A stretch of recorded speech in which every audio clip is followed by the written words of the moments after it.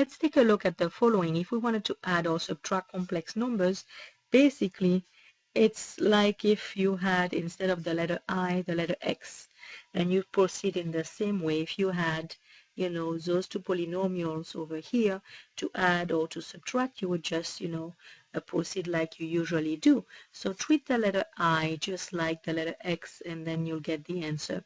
Always write your answer in standard form, as you can see. Now, similarly, when multiplying complex numbers, you just perform it the same way as you would when you multiply polynomials, except your variable will be I and not X.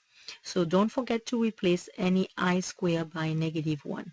So if you were to multiply over here those two complex numbers, you would distribute the 4i.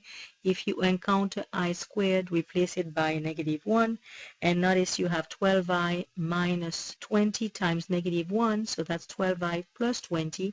Write it in standard form. The 20 goes first, that's the real part, plus 12 times I, so that the final answer is in standard form.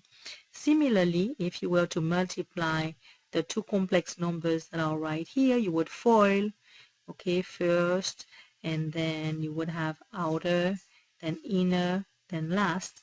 And anytime you encounter I squared, remember it's -1. Combine, the real numbers here, put the I terms together, write it in standard form. For complex numbers, we do have an idea that's called complex conjugates, and that's helpful when you are dividing complex numbers.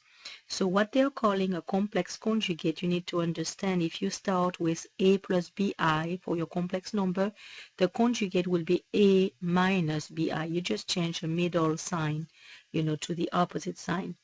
And the complex conjugate of a minus bi would be, therefore, if you change this subtraction symbol as an addition, would be a plus bi.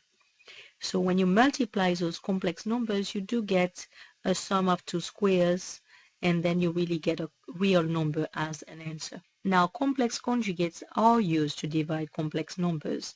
The idea is to obtain a real number in the denominator so that you can write the final answer in standard form.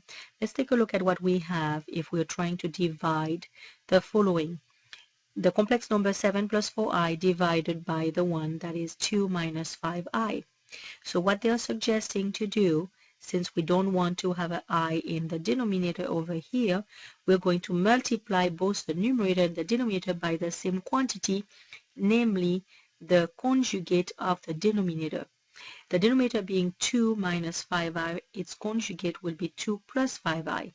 So you multiply both the numerator and the denominator by it. Notice that if you FOIL the top, you do get, according to them, you get -6 plus 43i. Now what happens in the denominator, they're kind of skipping some steps. Let me show you how to do that step by step. So if you're multiplying, like they're saying, 2 minus 5i times 2 plus 5i, being, 2 plus 5i being the conjugate of the denominator, then notice when you're multiplying those two complex numbers together using FOIL, you get 2 times 2, and then you get plus 2 times 5i, and then minus 5i times 2, and then minus 5i times 5i. So when you multiply this all out, you get 4 plus 10i minus 10i minus 25i squared. Notice those two middle terms cancel each other. So you have 4 minus 25i squared.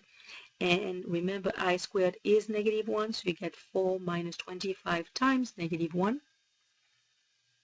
And thus you get 4 plus 25, which a book calls 2 squared plus 5 squared, the sum of two squares, since I squared was -1, and you get 29. So in the denominator you get 29 for the product of the denominator times its conjugate.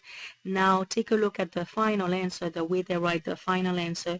They give that 29 to the real part -6 and to the 43